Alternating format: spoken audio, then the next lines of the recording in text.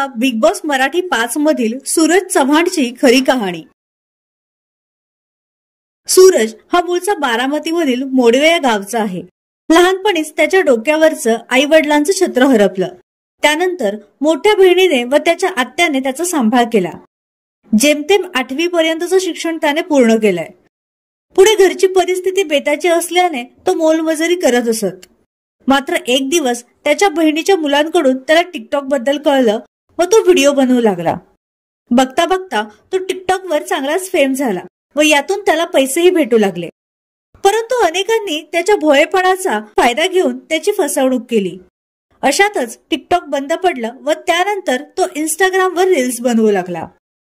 या सर्व प्रवासात त्याला खूपदा टीकेचा सामना करावा लागला, परंतु या सर्व गोष्टींकडे दुर्लक्ष करून तो व्हिडिओ बनवत राहिला आणि आता तो बिग बॉसच्या घरात आहे।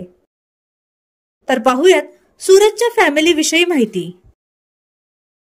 सूरजची आत्या, त्याची बहीण व दाजी, सूरजची भाची।